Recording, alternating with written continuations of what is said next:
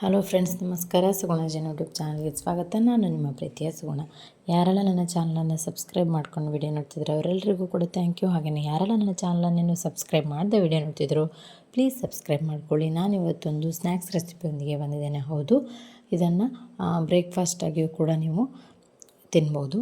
ಹೌದು, ಆಲೂಗೆಡ್ಡೆಯಿಂದ ಮಾಡುವಂತಹ ಒಂದು ಪರೋಟವನ್ನು ಮಾಡಿ ತೋರಿಸ್ತಾ ಇದ್ದಾನೆ. ಡಿಫ್ರೆಂಟ್ ಸ್ಟೈಲಲ್ಲಿ ಮಾಡಿ ತೋರಿಸ್ತಾ ಇದ್ದಾನೆ. ಆಲೂ ಪರೋಟವನ್ನು ಮಾಡಿ ತೋರಿಸ್ತಾ ಇದ್ದಾನೆ. ಹಾಗಾದರೆ ಅದಕ್ಕೆ ಏನೇನು ಇಂಗ್ರೀಡಿಯೆಂಟ್ಸ್ ಬೇಕು ಅಂತೇಳಿ ನೋಡ್ಕೊಂಡು ಬರೋಣ ಬನ್ನಿ. ಮೊದಲನೇದಾಗಿ ನಾನು ಆಲೂಗೆಡ್ಡೆ ಏನಿತ್ತು ಅದನ್ನು ಈ ಪ್ಲೇಟಿಗೆ ನೀಟಾಗಿ ತುರ್ಕೊಳ್ತಾ ಇದ್ದಾನೆ.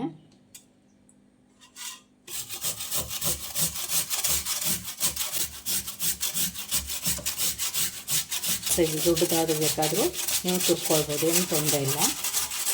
ನಾವು ಅದನ್ನು ಬಾಯ್ಲ್ ಮಾಡೋದ್ರಿಂದ ನೀವು ಹೇಗೆ ಬೇಕಾದರೂ ತುರ್ಕೊಳ್ಬೋದು.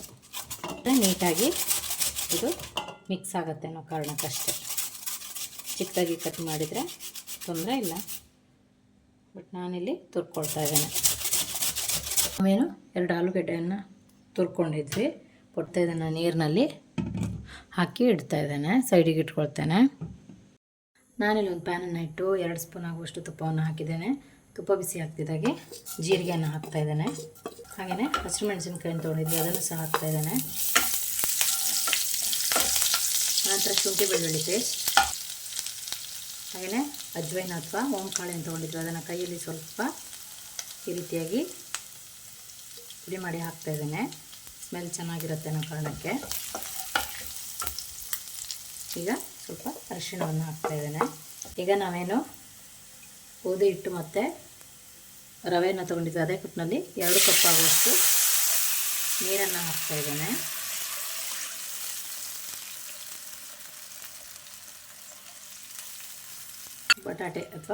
ಪೊಟ್ಯಾಟೋವನ್ನು ಏನು ತುರಿದಿಟ್ಕೊಂಡಿದ್ವಿ ಇದನ್ನು ನೀರು ತೆಗೆದು ಹಾಕ್ತಾಯಿದ್ದೇನೆ.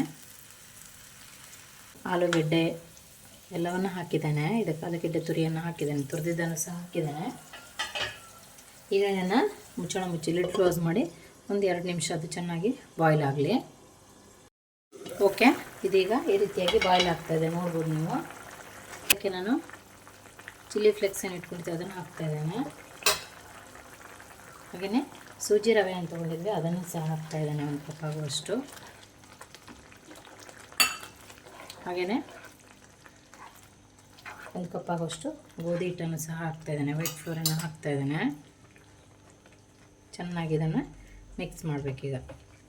ಚೆನ್ನಾಗಿ ಇದು ಗಂಟಿಲ್ದಾಗೆ ಮಿಕ್ಸ್ ಕೊಡೋಣ. ಗಂಟಿಲ್ದಾಗೆ ಚೆನ್ನಾಗಿ ಮಿಕ್ಸ್ ಕೊಡೋಣ.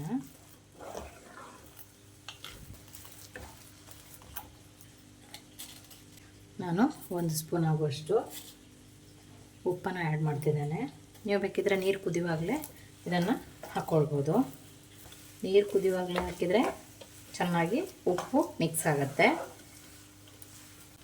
ನಾನು ಮರ್ತಿದ್ದೆ, ನೀವು ಹಾಗೆ ಮಾಡಿ, ತೊಂದರೆ ಇಲ್ಲ. ಈಗ ಹಾಕಿದರೂ ಈಗ ಮತ್ತೆ ಇದನ್ನು ಸ್ವಲ್ಪ ಬೇಯಿಸುವಾಗ ಇದು ಮತ್ತೆ ಸರಿಯಾಗತ್ತೆ. ಈ ರೀತಿಯಾಗಿ ನೀವು ಬೇಯಿಸಿ ಪರೋಟವನ್ನು ಮಾಡಿದ್ರಾ ಅಥವಾ ನೀವು ಹೇಗೆ ಮಾಡ್ತೀರಾ ನಮಗೆ ಕಮೆಂಟ್ನಲ್ಲಿ ತಿಳಿಸಿ. ಹಾಲು ಎಲ್ಲ ಹಾಕಿರೋದ್ರಿಂದ, ಚಿಲ್ಲಿ ಫ್ಲೇಕ್ಸ್ ಹಾಕಿರೋದ್ರಿಂದ ಹಾಗೆ ಆಗುತ್ತೆ. ರವೆ ಎಲ್ಲ ಹಾಕಿರೋದ್ರಿಂದ ರವೆ ತುಂಬ ಟೇಸ್ಟ್ ಕೊಡುತ್ತಿದ್ದು ಬೆಂದ ನಂತರ. ಲಿಡ್ ಕ್ಲೋಸ್ ಮಾಡಿ ಮೀಡಿಯಮ್ ಫ್ಲೇಮ್ನಲ್ಲಿ ಒಂದು 2 ನಿಮಿಷ ಬೇಯಲಿ. ಓಕೆ, ಈಗ ಇದು ಸಾಕು, ಇಷ್ಟು ಆಗಿದೆ, ನೋಡ್ಬೋದು ನೀವು. ಈಗ ಗ್ಯಾಸನ್ನು ಆಫ್ ಮಾಡಿ ಇದನ್ನು ಸ್ವಲ್ಪ ಕೂಲ್ ಆಗಲಿಕ್ಕೆ ಬಿಡೋಣ. ಕಂಪ್ಲೀಟಾಗಿದ್ದು ತಣ್ಣಗಾಗಲಿ. ಇದನ್ನೊಂದು ಪ್ಲೇಟಿಗೆ ಶಿಫ್ಟ್ ಮಾಡ್ಕೊಳ್ತಿದ್ದೇನೆ. ಅದೇ ಪಾತ್ರೆಯಲ್ಲಿದ್ದರೆ ಸ್ವಲ್ಪ ಆರೋದಕ್ಕೆ ಟೈಮ್ ತಗೊಳುತ್ತೆ ಅನ್ನೋ ಕಾರಣಕ್ಕೆ. ಚೆನ್ನಾಗಿ ಆರಲಿ, ತಣ್ಣಗಾಗಲಿ. ಇದು ಕಂಪ್ಲೀಟಾಗಿ ಆರಿದೆ. ಈಗ ಅದನ್ನು ಚೆನ್ನಾಗಿ ಮಿಕ್ಸ್ ಮಾಡ್ಕೊಳ್ಬೇಕು, ನಾವು ನಾದ್ಕೊಳ್ಬೇಕು ಹಿಟ್ಟನ್ನು. ಓಕೆ, ಈ ರೀತಿಯಾಗಿ ನಾನು ಉಂಡೆನ ಮಾಡ್ಕೊಂಡಿದ್ದೀನಿ. ಕೈ ಹಿಡಿಯೋ ನೀವು ಹಿಟ್ಟನ್ನು ಇದು ಮುಟ್ಕೊಳ್ಬೋದು. ಹಿಟ್ಟನ್ನು ಕೈಗೆ ಅಂಟ್ಕೊಳ್ಳುತ್ತೆ ಅನ್ನೋಗಿದ್ರೆ ಸ್ವಲ್ಪ ತುಪ್ಪವನ್ನು ಹಾಕ್ಕೊಳ್ತಾ ಮಾಡ್ಬೋದು, ಅಥವಾ ಹಿಟ್ಟನ್ನು ಸೇರಿಸ್ಕೊಳ್ಳೋದು. ನಾನು ಸ್ವಲ್ಪ ತುಪ್ಪವನ್ನು ಮುಟ್ಕೊಳ್ತಾ ಇದ್ದೇನೆ, ಅದರಿಂದ ಸ್ವಲ್ಪ ಕೈಗೆ ಹಿಡಿಯೋದಿಲ್ಲ. ಈಗ ಇದನ್ನು ಚೆನ್ನಾಗಿ ನಾದ್ಕೊಳ್ಬೇಕು.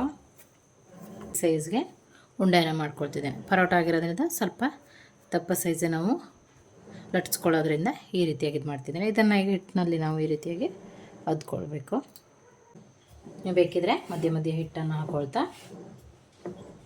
ಕೈಗೆ ಅಂಟತ್ತೆ ಅಥವಾ ಲಟ್ಟಣಿಗೆಗೆ ಅಂಟತ್ತೆ ಅನ್ನೋ ಆಗಿದ್ರೆ ನೀವು ಈ ರೀತಿಯಾಗಿ ಮಾಡ್ಕೊಳ್ಬೋದು. ಕೈಯಲ್ಲಿ ಈ ರೀತಿ ಶೇಪನ್ನು ಕೊಡ್ಬೋದು.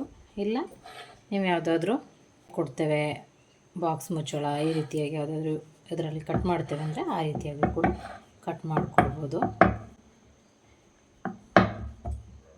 ಈಗ ನಾವು ಪರೋಟ ಏನು ಲಟ್ಟಿಸ್ಕೊಂಡಿದ್ವಿ ನೋಡ್ಬೋದು, ಇಷ್ಟು ಚೆನ್ನಾಗಾಗಿದೆ. ಇದನ್ನು ನಾವು ಹಾಕ್ಕೊಳ್ಬೇಕು. ಚೆನ್ನಾಗಿ ಬೇಯಿಸ್ಕೊಳ್ಳೋಣ. ಮೇಲೆ ಬೇಕಿದ್ರೆ ಸ್ವಲ್ಪ ತುಪ್ಪವನ್ನು ಆ್ಯಡ್ ಮಾಡ್ಬೋದು. ತುಪ್ಪವನ್ನು ಸ್ಪ್ರೆಡ್ ಮಾಡೋಣ. ಚೆನ್ನಾಗಿದು ಬೇಯಬೇಕು. ಇದನ್ನೀಗ ಇನ್ನೊಂದು ಸೈಡು ನಾವು ತಿರುವಿ ಹಾಕ್ಕೊಳ್ಬೇಕು. ತುಪ್ಪವನ್ನು ಆ್ಯಡ್ ಮಾಡ್ಬೋದು, ಇಲ್ಲಾಂದರೆ ಇಲ್ಲ.